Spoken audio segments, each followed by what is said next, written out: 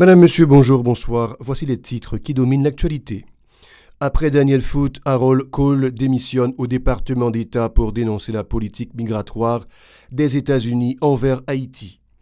433 614 compatriotes en provenance de la République voisine ont regagné le pays dans l'espace de 8 mois. Certains volontairement alors que d'autres ont été déportés, a indiqué le GAR. La commémoration de la Journée mondiale des enseignants, c'est ce 5 octobre. À l'occasion, l'UNO dénonce la précarité des conditions de vie de cette catégorie de professionnels. L'Association nationale des greffiers haïtiens, ANAG, salue l'installation des membres du CSPJ et l'ouverture de la nouvelle année judiciaire. À l'étranger, le président américain Joe Biden est en déplacement dans le Michigan pour donner plus de relief à ses grands projets économiques et sociaux. Restez avec nous, le développement c'est pour tout de suite. Comme annoncé en titre, Madame Monsieur Harold Kohl a démissionné de son poste de conseiller au département d'État pour dénoncer la politique migratoire des États-Unis envers Haïti. À l'instar de Daniel Foote, Harold Kohl a qualifié d'illégale la déportation massive de nos compatriotes par le gouvernement américain.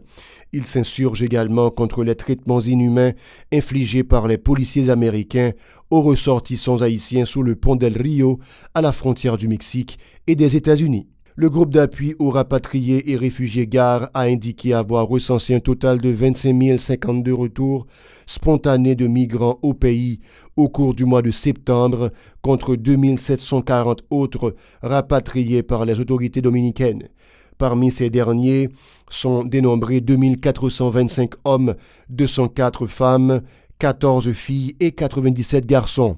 Selon le GAR, de février à septembre, il a comptabilisé 14 456 rapatriés et 419 158 retours volontaires, ce qui porte à 433 614 compatriotes en provenance de la République voisine dans l'espace de 8 mois. L'organisation a fait savoir que le gouvernement dominicain a pris de nouvelles dispositions concernant les migrants sur son territoire. Ceux qui sont en situation irrégulière ont un délai de 3 mois pour se conformer. Le GAR a appris que les autorités dominicaines vont procéder à l'application stricte d'une mesure qui concerne les travailleurs migrants en situation irrégulière sur le territoire. Elles envisagent de renforcer les contrôles et d'appliquer les sanctions contre toute entreprise et homme d'affaires qui respecterait pas la réglementation après 3 mois de grâce accordés pour procéder à la régularisation. Le GAR dit craindre de nouvelles déportations massives de migrants haïtiens suite à la mise en application d'une telle mesure. Par ailleurs, les femmes étrangères enceintes de 6 mois ou plus seront interdites d'accès en République dominicaine.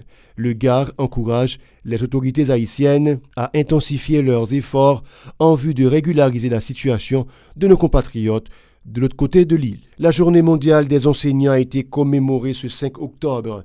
À l'occasion, l'Union nationale des normaliens haïtiens, UNO, a encore une fois dénoncé la précarité des conditions de vie de cette catégorie de professionnels. Pour le coordonnateur de l'UNO, Josué Mérilien, les enseignants sont confrontés à de graves problèmes socio-économiques, tout comme la majorité de la population. Le syndicaliste réclame de meilleurs traitements pour les membres de la communauté éducative en vue de rehausser le système qui est en déclin depuis des décennies, a-t-il reconnu. Josué Mérilien est au micro d'Aubert Charles et d'Eramo Estravensky. Jeudi 5 octobre là, c'est journée mondiale enseignant.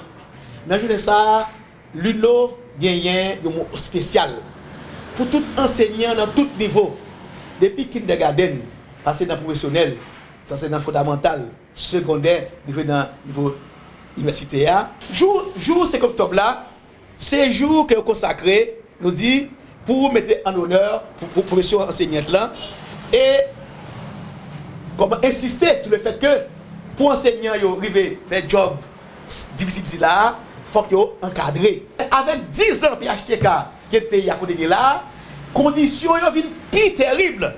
Et je nous dis pendant à l'échelle mondiale, il a commémoré et il a honoré enseignants, il a fêté. Bon ici, enseignants pas fêter. Pour sa part, Peggy Noël, membre de l'UNO, reproche au gouvernement le fait de n'avoir pas bien préparé, à son avis, la rentrée scolaire, notamment dans le Grand Sud. Il a mis en avant le marasme socio-économique qui caractérise la relance des activités scolaires, ajoutant que des parents n'ont pas encore retiré les carnets scolaires de leur progéniture pour la dernière période.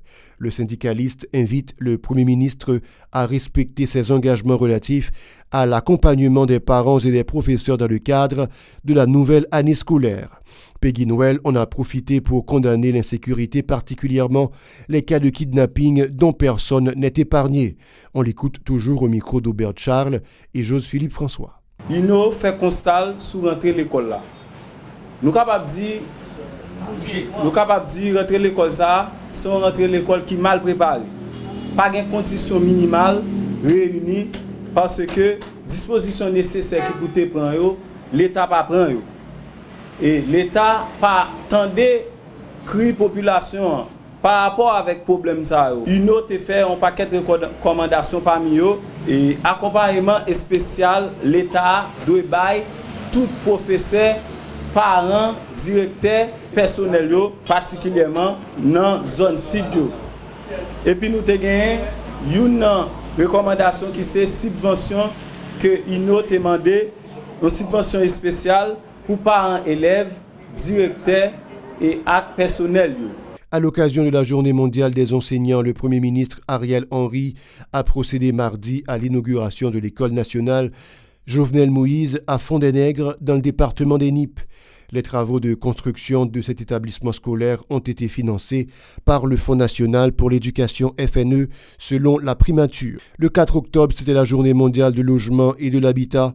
La structure baptisée Combit haïtien pour logement alternatif Kaila exhorte le gouvernement à respecter le droit au logement des citoyens.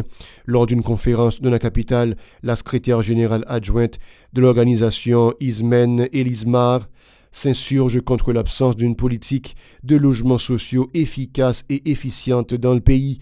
La majorité de la population évolue dans les abris en dehors de toutes les normes internationales en matière de logement, a fustigé Mme Elismar.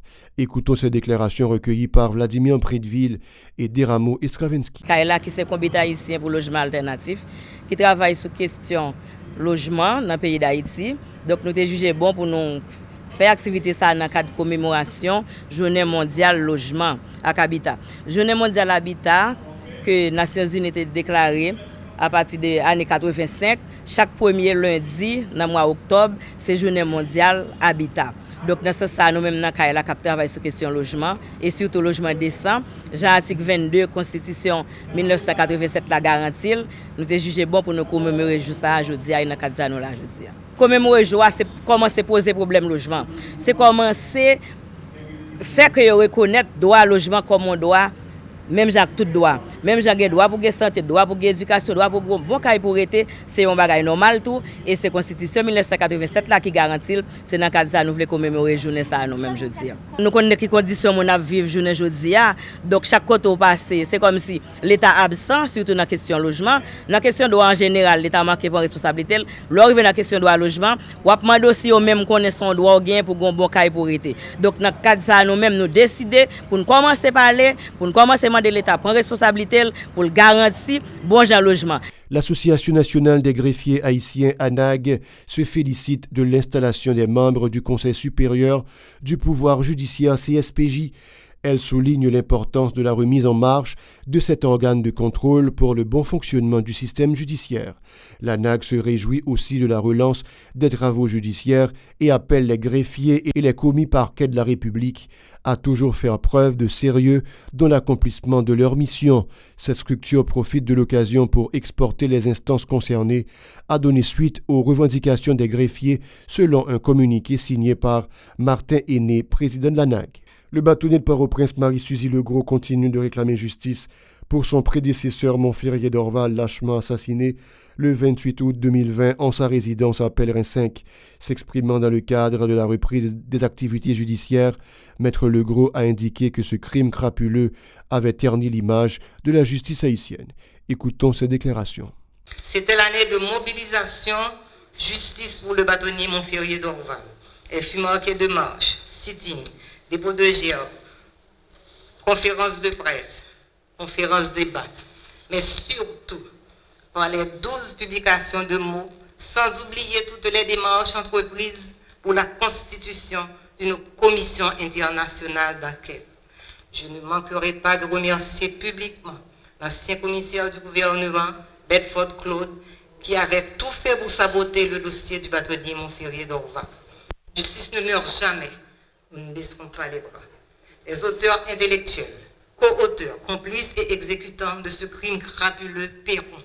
La justice est une pour tous. Elle en profitera de la présence de l'ancienne première dame de la République, Martine Moïse, sur le territoire pour l'auditionner également dans l'affaire du bâtonnier Montferrier d'Orval. Pour sa part, le Premier ministre Ariel Henry a encore reconnu la défaillance des institutions du pays, ajoutant qu'il est impératif pour tous les acteurs de contribuer à la lutte en vue de les redynamiser. Le chef du gouvernement a fait remarquer l'importance des institutions clés dans la construction d'une société démocratique. Il a promis d'œuvrer en vue du renforcement du système judiciaire tout en accélérant la lutte contre l'insécurité alarmante. Ariel Henry au micro de Gérard Hirsch-Résil. Le pouvoir judiciaire fait face à de nombreuses difficultés qui le fragilisent et réduit chaque jour davantage sa cote de confiance auprès des justiciables. Nous avons l'obligation de tout mettre en œuvre pour revenir le plus rapidement possible à un fonctionnement normal de nos institutions démocratiques. Les assassins et les kidnappeurs sont dans la ville et ils font régner la peur dans nos cités.